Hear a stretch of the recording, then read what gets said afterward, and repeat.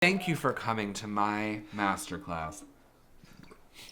You can Venmo me 25 cents. Okay. Ready? Alright. Look at the camera. Look, showgirl, showgirl. Over the last few years, I've been fortunate enough to travel all over the country and speak at colleges and universities and speak to young students. And I would say that the number one question I get is, how do I make it in fashion? Right now, we're all connecting with each other on different levels, and one way of keeping my life grounded has been connecting with young people and young students and young artists throughout my career. So I thought I would take some time today to tell you a little bit about my journey. Everyone's journey is different, but this is the story of mine. My journey started in a small town, Longview, Texas, where I was born. I was really fortunate enough to grow up around women who really loved clothing and who loved fashion. And my grandmother ran a clothing store, so almost every day of my life after school, I was there. And art was also something that I was really, really passionate about. And my parents were really great about putting me in art programs, and my school had a great art program. And that was the place that I would say, found myself the most. I'm so passionate about education and educators. And it also allowed me a safe space to meet people like myself. And I would say that the experience of community and personal connection with other artists and other creatives has been the most formative and important recipe for any of my success in my life. Around the age of 13, I all of a sudden discovered a passion for photography.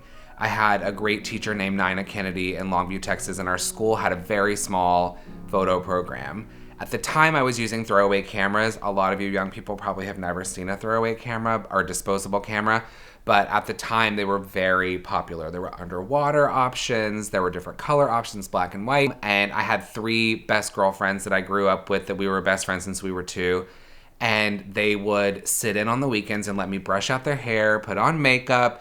I would take their outfits. A lot of times it would be my mom's clothes that I would cut up and cut in half, refashion, and then we would go downtown to like an old parking lot that was very artsy and cool at the time when I was 13, and we would do fashion shoots. And then I would go back to the Eckards right after, same day, and drop off my film and wait for it to be developed. And the smell of the developing a film still gives me such a high and like such a joy, because it just reminds me of that special time when I was finding myself and anything was possible. I look back at those pictures now that are, I mean, truly crazy, but at the time I thought that they were groundbreaking. It was like, at the time it was happening, it was watch out, whoever's shooting the cover of Vogue. Watch out who's ever shooting the art books right now. I'm next in line. I'm the greatest photographer in the world. And I think some of that naivety was probably what pushed me forward. After high school, this is a good lesson for people to know. After high school, it was time for me to move to the big city of New York. Because I had spent a lot of time in creative arts programs, I had not spent a lot of time focusing on my actual schoolwork. And so I was last in my class. This is not something I'm proud of now at 35, but there was a valedictorian, and whatever the opposite of valedictorian was, I was that. Anyways, I found a school to accept me in New York based on my portfolio of work. I moved to New York City for 2 great years of my life, where I accomplished nothing creatively because I went into a painting program because I decided at 18 I was moving to New York to be a painter. I can't paint. I can't paint at all. So that did not work out, and I failed school, and my parents promptly told me, we'll see you back on the plane home, which to me was the worst day of my life. Turns out, going back home, the place that I just needed to get out of so bad, was the life-changing experience that shifted everything in my life. I immediately moved to Austin, Texas. I went into a great photography program where I belonged. So this is a great lesson that just because you need to get out of somewhere, it's not enough. You really have to, if you don't have that passion, if you're not following something, you can just like lose your way and you're aimless, and why are you here? It's not enough to just go home at Christmas break and say, I live in New York. Well, what are you doing? What are you doing there? When I moved to Austin, I was in a program of people that were like my friends when I was 12 years old, 13. They loved photographing. We would stay up all night long in the studio and spray hair and make clothes. I was doing photo shoots at that time that, again, I thought were groundbreaking. But I can see little bits of things in those photographs that have now translated into my collections at 30-something years old, where I'm a designer. At the time in school, I was never very technically good at taking a photograph. My fiance, who I'm now engaged to, was very technically adept at photography. So he would always load the camera with film and do the right settings and make sure it was fine. And I was always busy pushing the camera off, teasing hair, spraying something with hairspray, flipping up the dress, putting on the lipstick. I really enjoyed the personal interaction of creating with a woman. And I would try everything. One of my favorite things I ever did, which now I look back and laugh on, I made a very avant-garde dress out of airplane tickets, and I put an airplane in the woman's hair. And in my senior thesis, I went and got all of these old fur coats and cummerbunds and made dresses out of all of that, which is what I was doing when I was a kid. I learned how to drape clothes on my sister when she was little. I would rip the sheets off the bed of my parents' bedroom, and I would wrap around her and make all different types of dresses on her. And so although I was never formally trained in doing it, I taught myself how to do it. And as I am older now, I realize, looking back 7, 8, 9, 10 years old, I was teaching myself to drape at that time. So as I progressed in college, I started to realize that putting clothes on someone, helping someone to feel good, choosing the hair and the makeup, the nail color, like, that was a job. At the time that I was doing that also was around 2008.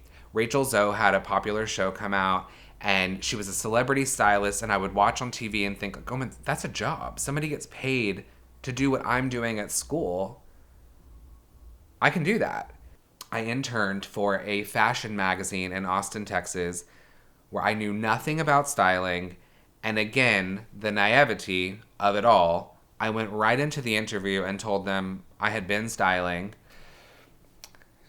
I'm in the bathroom Googling what to do. I'm steaming clothes. I was learning at that time about the process. It's not just all being out in a field with your friends, throwing the dress on and fun. It's actually a lot of hard work being a stylist. So that little internship prepared me, and after that I was ready to move to New York again. And because I had not done so well in New York the first time, I think my parents and my family were hesitant about me going, so it was very much like a you're on your own mentality.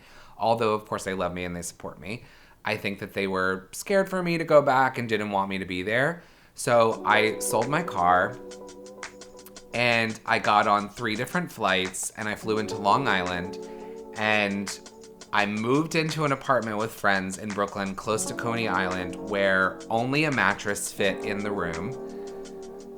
And I sat there every night, and I knew I had a certain amount of money before I was gonna run out, be totally out of money.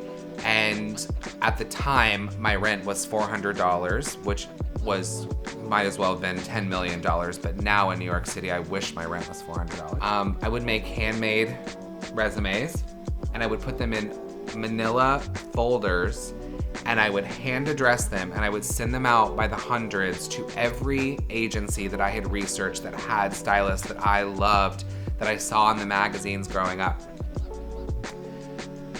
No response. One day, on the way to the subway to go hand out more personal resumes in person, I was gonna slide them under the door. On my flip phone, I got a call from a stylist named Deborah Afshani. I still remember what I was wearing. I still remember that phone call. I remember exactly where I was standing on the street.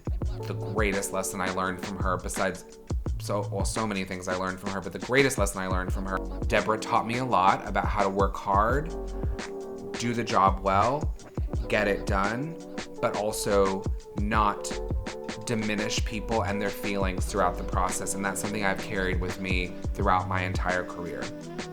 So this was the moment that I made it in my life. I was a stylist assistant in New York City. I had gone from making dresses on my sister to doing my friend's hair at home to going to college and learning how to style. And I'm back in the city with a purpose, with a career. I'm a full career woman. And at this time, Deborah, who I love again so much, would always tell other assistants that she knew who were her assistants before that were working for other stylists about me. So on days that I wasn't working with Deborah, other people would call me, and because Deborah had called. So not only did she employ me, but also she helped to put my name out to other people. I'm eternally grateful for that always. And I always went into those jobs wanting to make her proud and make good on her recommendation. I got a call from the assistant of Edward Enninful, who at the time was at American Vogue. Edward Enninful is the editor-in-chief of British Vogue now. And he's an icon and an incredible person and one of the most talented stylists that's ever lived. Imagine, I'm at home growing up, taking throwaway cameras, thinking I want a life in New York.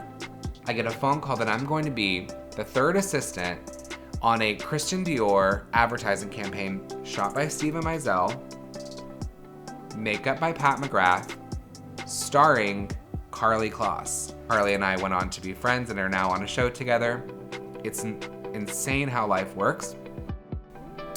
Anyways, that was a very formative moment in my life, and I just remember the laughs of Pat McGrath that I would hear across the studio, and it was all closed off, and I could see the flashes going off, and I love Steven Meisel. I'm wondering what's happening over there, and and I would get to peer in and do a shoe every once in a while. I remember leaving that job that day and thinking, there is no other job for me. This is the job for me. This has to be my life. In the midst of my assisting for many different stylists, one day I got a phone call from an agency called CLM, and they were looking for an assistant for a stylist named Nicola Formichetti. And I would say, obviously, that Nicola, everybody knows, is the stylist that really did change my life. I remember he was looking for an assistant. I went to his apartment. He lived in Tribeca, and he hired me. Like, pretty much immediately, I would be his New York assistant. This was gonna be a full-time job, and at the time he was working with a new artist named Lady Gaga. She had just had an album out, and she was wearing all different kinds of outfits, and he was doing, the covers of V Magazine and V Man. He was also working at Uniqlo. He did all of the makeup campaigns for MAC Cosmetics. It was just such a colorful and amazing, body of work, and it was so exciting to be a part of it, and he's just such a free spirit. I remember my first job with him. I flew to LA to shoot the cover of Vanity Fair with Nick Knight and Gaga. There was a McQueen dress on the cover, and my first job was to get that McQueen dress from London to LA on time for the couple hours that we had to shoot. I've never done that before in my life. I had to succeed at this job. We got the dress there. Gaga walked in the room, said hello to me for the first time, and that started a decade of friendship and work together between all of this group of people who are still my family today. What that job, among many things, taught me was work ethic, organization, responsibility. This was the first time in my life I got a passport. I traveled to almost every single country. I'm shooting a cover one day with Annie Leibovitz. The next day I'm shooting a music video with Stephen Klein. I mean, I'm having experiences in these moments that as a child I could have only ever dreamed about. Euphoric, incredible, magic experiences. But the thing about those experiences, and the thing about that time in my life that continues to be true, is it was never about the magic of the experience. It was about, just like when I was young, the magic of creating with a group of friends work that speaks to people. And I think that we never were working at that time for the glamour of it all. We were working because we believed that what we were making and what we were saying was going to be impactful for people, and it was going to inspire young people who followed the work to dream. And we believe still today that that is important. When it was time for me to go on my own as a stylist, I remember Nicola set me down at Milk Studios in New York City. And just as he does with everything, he was like, you know, you should go do some of your own jobs, and I'll call some people. And he did. And I started doing little bits of my jobs here and there. This was such an exciting time for all of us. Nicola had just gone to Mugler as the creative director. I was in Paris with him back and forth and doing his first collection. You know, so I got to watch him make a collection from the ground up, and I got to be in Paris, and, you know, the dream. One team of people that I had worked with so much throughout my time with Nicola were Inez and Benood, who are great photographers and a family to me. They gave me my very first job on my own. It was a advertising campaign for Barney's starring Lou Doyon. So, in styling, advertising is really where you make your money. You don't really make a ton of money by doing a magazine cover, but I remember it was like a paycheck that I could really live on. You know, it was with Inez and Benood, and I felt so grateful to have that job and did not want to mess it up. And I had my own office at that time, and after that job was over, the ad came out for Barney's. I'm looking at the window, the video's playing, and then huge, like literally top to bottom of the window, it says styled by Brandon Maxwell. Of course, there's the fantasy of styling, but there's also the reality. And your most important job, I've always said as a stylist, is to make sure that your client, your subject on the cover, whomever it is, feels their best. So much of the job of styling is about fitting the clothes perfectly. And one incredible perk of my job, which I always look at as a perk, would be to travel to meet with the different designers who were making garments for events that we had, whether that's photo shoots, red carpets. So one day I would be in Paris at Azzedine Alaïa's atelier making a dress for the Oscars. The next day I would be in Milan at Versace doing tour costumes. There was nothing quite like, and I don't think there ever will be again, those experiences to stand in an atelier with Azzedine Alaïa, to watch that work be made, to watch the passion, to watch not only hours of hard work all day long, but then to move from the atelier into a kitchen with food made for everyone who's there that day, who sits around at a table with such love and heart and soul. It was another moment in my life that I thought, this is what I want, and I'll never be as good as this, but it's the path I want to go down. Every time I had to go do things like that, I started thinking back to the times when I grew up in the store and I was making the clothes on my sister and I was making the clothes on my friends. And somewhere around my late 20s, I started saying to myself, like, I think I could do this. Again, I didn't go to school for fashion and being a stylist. I didn't go to school for making clothes. I don't really know how to sew other than the odd hem. But I think I can teach myself, and I think I can do this. Around the time of my 30th birthday, Gaga said to me, she was putting out an album with Tony Bennett, their first jazz album, and she was doing a big promotion for it. And she said, why don't you just take a shot at designing a dress? So I called some friends and asked them if they knew any seamstresses. And I designed my first dress made out of blue velvet. And it had like a turban and a long train. It had gloves. I was very extra at that time. She was in another country. I was in Texas celebrating my birthday. And we had Instagram by this point. And I opened up Instagram. And I realized that she had texted me a photo before saying, do you like it? And she was wearing it, and the picture went everywhere. And it said, designed by me. And that was another moment that changed my life. So many people ask me how I started the company, and the truth of the matter is, I think I was, again, just naive enough to do it.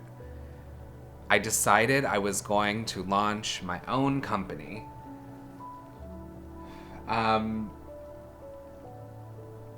after deciding to launch my own company, I also told people that out loud, and it was printed before I had an office, before I had employees. And so the pressure, and it went everywhere. So the pressure was on that Brandon Maxwell was starting a line.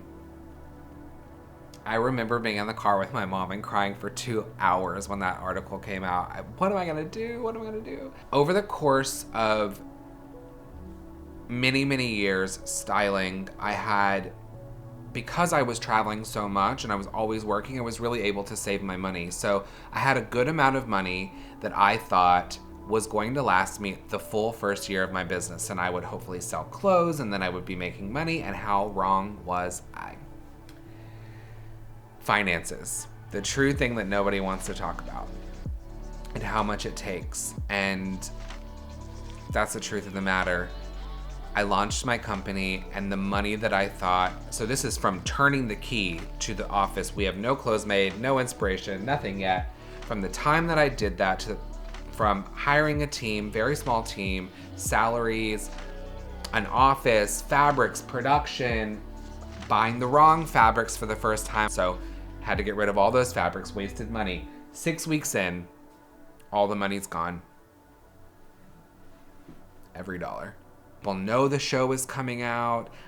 Don't have the clothes made yet. I need to start a business. There's so much pressure on me, but I'm out of money. I'd like to publicly thank my dad, who did put money in almost immediately. And I look back at that time, and that was so out of character for him. But I think he knew, because my dad's very practical. He wants to know what's the return on the investment. 2 months later, I had my very first show. I think it was 100 people at Mr. Chow uptown. And I remember so vividly, Gaga's there in the morning. She's directing the lighting. My mom's in there. My dad's talking to anybody that's coming. And it was such a fun, familial, things were never like that again after that. There was cameras everywhere. And the show started. We all got ready in the kitchen, all the models. And I found a little peephole from the kitchen, and I watched it. What are they going to say? Are they going to judge me? Is this going to be successful? Was this a waste of time? And I remember so distinctly it was over, and I walked out, and people stood up and started clapping and screaming, and it felt in an instant that my life changed. Someone says, Linda Fargo's talking to your dad. I'm like, what? No. I have to stop this. I walked out, and there she was. And she came in 2 days later and bought the collection. And I would say that that is another moment that really changed my life. When I look out at the front row of my first show when I started, it's Stephen Klein, Inez and Vinood, Gaga, Nicola, all of the people that were so instrumental in helping me along my way. Life revealed people to me that maybe I didn't even know before. And by some strike of luck, these people fostered me and saw something in me and believed in me and pushed me along my way.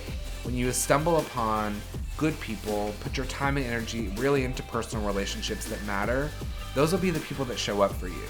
Everybody that I've dreamed would show up for me really has not ever. Surround yourself with people who allow you to feel like you're worth talking to. I hope part of my story has been helpful for any of you guys who have asked me this question over and over, and I hope that you'll see that it's not just the big moments, the exciting moments, but it's really the little moments that help to bring you along your path. I wish the same for you, and most importantly, during this time, I wish you health and happiness and optimism. I know that what we're going through now can seem dark, and during dark times, we must look to the light. And I know a brighter day will come again. And I can't wait to see you all then.